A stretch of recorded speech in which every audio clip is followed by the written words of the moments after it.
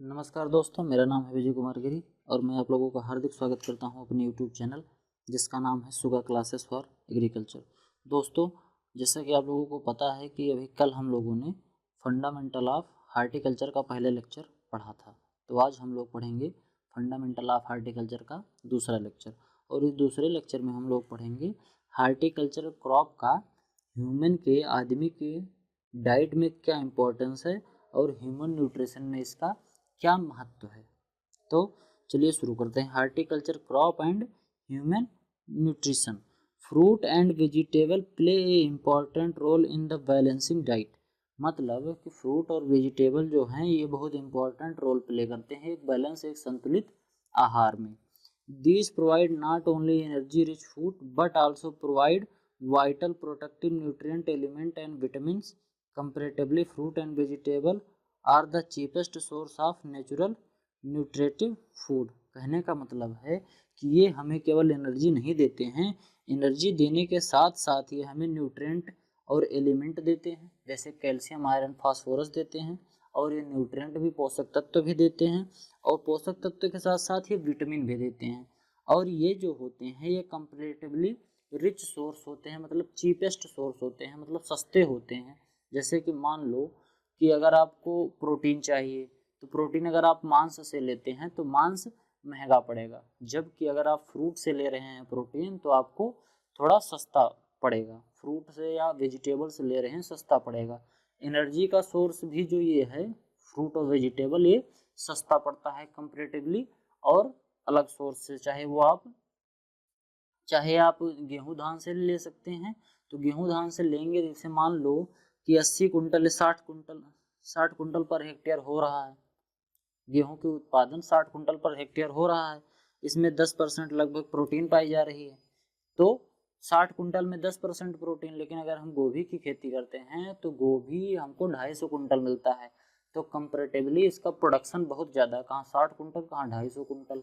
ठीक, तो इससे हमें क्या होता है, एक चीपेस्ट सोर्स, सस्ता तो सोर्स मिल जाता है न्यूट्रिएंट के लिए।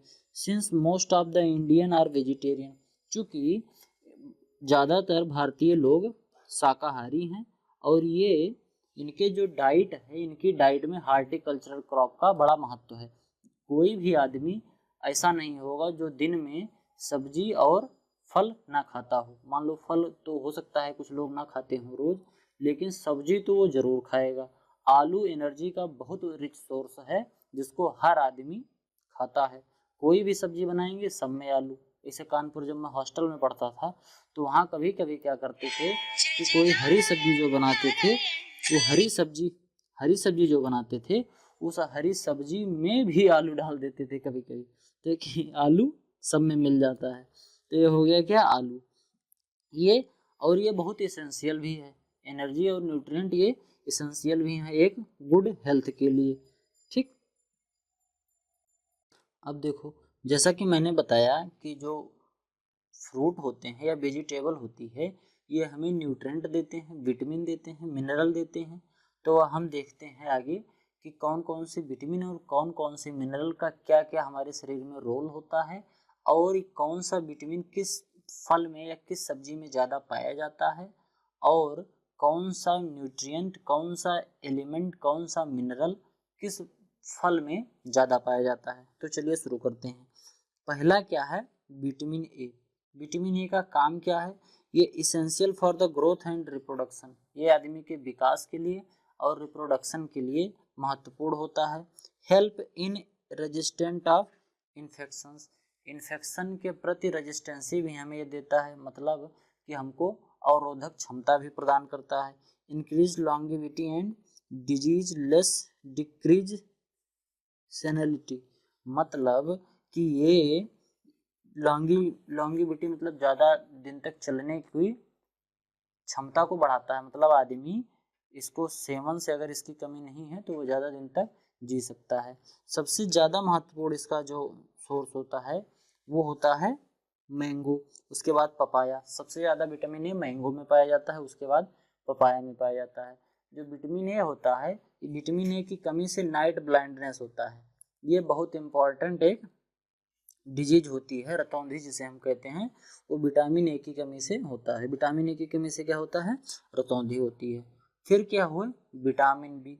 विटामिन बी जो होता है ये नॉर्मल डाइजेस्टिव सिस्टम के लिए इम्पॉर्टेंट होता है, ग्रोथ के लिए इम्पॉर्टेंट होता है, और आदमी को बनाए रखने के लिए, उसकी प्रजनन क्षमता बनाए रखने के लिए इम्पॉर्टेंट होता है, और नर्वस सिस्टम के लिए, ये तंत्रिका तंत्र के लिए भी इम्पॉर्टेंट होता है। इसकी कमी से बेरी नामक रोग होता है, ठीक। पैरालाइसिस भी होता है जिसको हम पोलियो कहते हैं, इसकी कमी से पैरालाइसिस होता है, और सेंसिटिविटी का भी लॉस होता है, मतलब कि संवेदन क्षमता धीरे धीरे आदमी की चली जाती है, ठीक। और इससे जो क्या होता है कि जो शरीर पे झुर्रियां पड़ जाती हैं, त्वचा पे रूखापन आ जाता है विटामिन बी1 की कमी से। विटामिन बी1 पाया किस में जाता है? ये वालनट, एप्रिकॉट, एप्पल, बनाना और grapefruit, palm and almond, इन सब में ये ज़्यादा पाया जाता है। अगला है विटामिन बी2।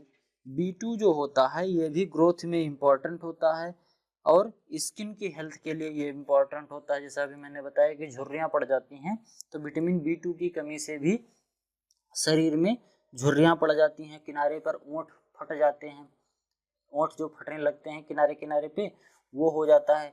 कभी कभी तो जब ज़्यादा सीवियर फॉर्म में इसकी डिफिशियंसी हो जाएगी तो जीभ जो होती है, जीभ भी फट जाती है विटामिन 2 की कमी से, ठीक। इसकी कमी से एक बहुत बड़ी बीमारी होती है पैलाग्रा बीमारी, जिसको हम पैलाग्रा कहते हैं, ठीक। और ये विटामिन बी2 का सबसे बड़ा सोर्स क्या है? बेल, पपाया, लीची, पोमग्रेनेट, वुड एप्पल और पाइन एप्पल, इन सब चीज़ों में क्या है? विटामिन बी2 पाया जाता है। अब देखो विटामिन सी। विटामिन सी किस में पाया जाता है? सॉरी, विटामिन सी की कमी से होता क्या है? विटामिन सी की कमी से स्कर्वी, सूखा रोग होता है, ठीक। और ये ज्वाइंट में पेन होने लगता है, मतलब जो गांठ वांठ में दर्द होती है, ये विटामिन सी की कमी से ही होती है। स्वेलिंग ऑफ लिम्ब, लिम्ब में स्वेलिंग होने लगती है, और इसमें जो टूथ होते हैं, जो दांत होते हैं, ये डिके करने लगते हैं, मतलब धीरे धीरे दांतों की हालत खराब होने लगती है, दांतों का स्वास्थ्य बिगड़ने लगता है, ये दांत धीरे धीरे डिके होने लगते हैं, मतलब ये बीमार पड़ने लगते हैं, इनकी क्वालिटी जो दांत की होती है धीरे धीरे घटने लगती है, पानी वानी लगने लगता है इसमें, ठंडा, अगर ठंडा पियेंगे तो ठंडा लगेगा, गर्म पियेंगे तो गर्म लगेगा, ठीक। तो विटामिन सी का जो सबसे बड़ा सोर्स होता है बारबडास चेरी होता है, आंवला होता है, गुआवा, लाइम, लेमन, इन सब चीज़ों में विटामिन सी ज़्यादा पाया जाता है। मिर्ची में भी विटामिन सी ज़्यादा पाया जाता है, जो चिली होती है इसमें पाया जाता है। इसको याद कैसे करते हैं कि चिली खाने से हमको सी की करना पड़ता है, ऐसे ऐसे लोग करते हैं तो सी की आवाज़ आती है, तो इससे जान लो कि विटामिन सी है, चिली में विटामिन सी होता है। अब अगला क्या है? मिनरल। ए बी सी हो गया। विटामिन डी जो होता है, विटामिन डी किसी में नहीं मिलता, कोई भी खाने वाले पोषक तत्व में विटामिन डी नहीं मिलता है। कुछ लोग कहते हैं कि विटामिन डी जो थोड़ा होता है वो मिल्क में मिलता है, जबकि वो मिल्क नहीं मिलता है। मिल्क में जो कैल्शियम होता है, उसी कैल्शियम को जब शरीर में जाता है वो कैल्शियम, तो उसी कैल्शियम के थ्रू शरीर विटामिन डी बना लेता है। और फिर विटामिन डी कहाँ से मिलता है? विटामिन डी मुख्यतः विटामिन डी का जो स्रोत है वो सनलाइट है, सनलाइट से हमें ज़्यादा मिलता है। इसकी कमी से रिकेट्स रोग होता है, ठीक। इसकी कमी से रिकेट्सिया हो जाता है, मतलब जो पैर होते हैं बच्चों के पैर वो टेढ़े हो जाते हैं, हड्डियां जो पैर की होती है ये टेढ़े हो जाते हैं, और कैल्शियम की कमी से। और इसके बड़ों में जो होते हैं, वयस्क लोगों में, जवान लोगों में ऑस्टियोमलेशिया नामक बीमारी हो जाती है। इसका जो सबसे बड़ा सोर्स है कैल्शियम का, सीताफल, रामफल, फिग, फालसा, सिट्रस, सपोटा, ग्रेप, ठीक, और वेस्ट इंडियन चेरी, इन सब में कैल्शियम सबसे ज़्यादा पाया जाता है। अब अगला क्या है? फास्फोरस। फास्फोरस भी हड्डियों के विकास के लिए महत्वपूर्ण है। विटामिन डी जो होता है ये भी हड्डियों से संबंधित है, और कैल्शियम जो है ये भी विटामिन डी से, मतलब जो कैल्शियम है ये भी हड्डियों से। कैल्शियम, विटामिन डी, फास्फोरस ये अधिकतर हड्डियों से संबंधित होते हैं। अब देखो इसेंशियल फॉर सेल मल्टीप्लिकेशन, यानी कि कोशिका वृद्धि में ये इंपॉर्टेंट होता है। उसके बाद ये बोन हड्डियों के लिए, और सॉफ्ट टिश्यू जो होते हैं, यानी कि जो मुलायम प्रकार के जो ऊतक होते हैं, इनकी वृद्धि और विकास के लिए अच्छा होता है। और ये लिबरेशन ऑफ एनर्जी, ये एनर्जी के लिबरेशन के लिए महत्वपूर्ण होता है। ऑक्सीडेशन ऑफ कार्बोहाइड्रेट, और कार्बोहाइड्रेट का जो ऑक्सीडेशन पौधे में मतलब शरीर में होता है, इसके लिए ये इम्पॉर्टेंट होता है। अगर कार्बोहाइड्रेट का ऑक्सीडेशन नहीं होगा तो हमको एनर्जी नहीं मिलेगी, जब इसका ऑक्सीडेशन होता है तभी हमको एनर्जी मिलती है। तो फास्फोरस इन सब चीज के लिए आवश्यक होता है। Phosphorus wood apple, avocado, date, pomegranate, grape और रेजिन में पाया जाता है। रेजिन को हम मुनक्का कहते हैं। तो इन सब चीजों में क्या पाया जाता है? फास्फोरस पाया जाता है। अब अगला जो मिनरल है आयरन। आयरन भी होता है शरीर को, त्वचा को, जो त्वचा होती है इसको सख्तता प्रदान करता है, मतलब त्वचा थोड़ी हार्श हो जाती है, हार्ड हो जाती है, और इसी आयरन की वजह से ही हड्डियां भी मजबूत होती हैं। आयरन की कमी से एनीमिया नामक रोग होता है, खून की कमी होती है। तो आयरन अगर आपके शरीर में ठीक ठाक है तो इसको हम हीमोग्लोबिन के रूप में मापते हैं। अगर आप में आयरन ठीक है तो हीमोग्लोबिन भी ठीक होगा और आपके शरीर में रक्त होगा। और रक्त जो होता है वो एनर्जी का एक सूचक होता है, मतलब अगर आपके शरीर में रक्त ज़्यादा है, रक्त का प्रवाह ठीक है, प्लेटलेट्स और हीमोग्लोबिन ठीक हैं, तो आप ज़्यादा समय तक कार्य कर सकते हैं। आपके शरीर में जो बल होता है, फोर्स होता है, ये शरीर में बढ़ती है, शारीरिक शक्ति जो है ये बढ़ती है। Act as oxygen carrier in the body, काम करने के लिए हमें एनर्जी की आवश्यकता होती है और एनर्जी बनाने के लिए कार्बोहाइड्रेट का ऑक्सीडेशन आवश्यक है। ऑक्सीडेशन के लिए हमें ऑक्सीजन की आवश्यकता पड़ती है। ऑक्सीडेशन और रिडक्शन मैंने पढ़ाया है, सेल साइंस में देख लीजिएगा। तो ऑक्सीडेशन के लिए ऑक्सीजन की आवश्यकता होती है, और वो ऑक्सीजन जो होता है हम श्वसन के थ्रू जो लेते हैं उसको ये आयरन ही एक जगह से दूसरी जगह पे ट्रांसफर करता है, मतलब कैरियर करता है। जैसे कि कभी कभी आपने ट्रक पे लिखा होगा गुड्स कैरियर। गुड्स कैरियर मतलब इसमें सामान का या कैरियर कर रहा है, मतलब सामान को एक जगह से दूसरी जगह पर ले जा रहा है, वैसे ये ऑक्सीजन कैरियर का काम करता है। ठीक। आयरन जो होता है वो फलों में करोदा में पाया जाता है, डेट पाम में, ग्रेप रीजन यानी कि मुनक्का में, और वेस्ट इंडियन चेरी में, गुआवा में, सीताफल में, एवोकाडो, सपोटा, इन सब में आयरन ज़्यादा पाया जाता है। अब अगला है प्रोटीन। प्रोटीन किस में पाया जाता है और प्रोटीन क्या होता है? Protein is a body building material. जो प्रोटीन होता है ये बॉडी बिल्डिंग मटेरियल होता है। फैट जब आदमी के शरीर में ज़्यादा होता है, कार्बोहाइड्रेट जब ज़्यादा होता है तो आदमी मोटा होता है, लेकिन जब आदमी के अंदर प्रोटीन ज़्यादा होती है तो उसकी मसल्स बड़ी बड़ी होती हैं, मसल्स डोले सोले ये बड़े मोटे मोटे हो जाते हैं, सिक्स पैक वैक निकल जाता है। तो ये क्या होता है? प्रोटीन। ये मांस बढ़ाने के काम में आता है। ठीक, ये मांसपेशियों को ज़्यादा सघनता देता है और मांसपेशियों में वजन लाने के लिए ये इम्पॉर्टेंट होता है। इम्पॉर्टेंट फॉर बॉडी ग्रोथ, ये बॉडी ग्रोथ के लिए इम्पॉर्टेंट होता है। Formation and maintenance of the body tissue, body tissue के निर्माण में और उसके मेंटेनेंस में प्रोटीन का बहुत योगदान होता है। ये वेस्ट इंडियन चेरी में, avocado, custard apple, banana, apricot, guava, grape, इन सब में प्रोटीन ज़्यादा पाया जाता है। अब देखो function of fruit and vegetable in human body. Human body में फ्रूट और वेजिटेबल का क्या क्या फंक्शन होता है? Fruit and vegetable provide plasticity, taste, improve appearance and provide a fibre. मतलब कि फ्रूट जो होते हैं ये हमको प्लास्टिसिटी देते हैं, टेस्ट भी देते हैं। फूड का टेस्ट अलग अलग होता है, जैसे सब्जियों का अलग टेस्ट होता है और जितने भी फल हैं सबका अलग अलग टेस्ट होता है, तो हमको ये टेस्ट भी देते हैं और टेस्ट के साथ साथ ही हमें फाइबर भी दे रहे हैं। ये जो फ्रूट और वेजिटेबल होते हैं ये फाइबर के भी एक अच्छे स्रोत होते हैं। आम खाने के बाद जो आम की किसली के ऊपर जो बाल जैसे रोए होते हैं वो एक फाइबर का ही रूप होता है, जो थोड़ा हार्ड फाइबर हो जाते हैं, वो दांत में फंस जाते हैं। जैसे कि आप सेम अगर खाइए तो सेम में भी फाइबर होता है। ठीक, भिंडी जब थोड़ा ब्याड़ हो जाती है, लोग कहते हैं कि ये थोड़ा टाइट हो गई है, उसमें भी फाइबर ज़्यादा हो जाता है। एक बहुत माइनर वेजिटेबल है सहजन, शायद आप लोगों को नहीं पता होगा, बाकी अधिकतर लोगों को पता होगा, कुछ ही लोग होंगे जो नहीं जानते होंगे।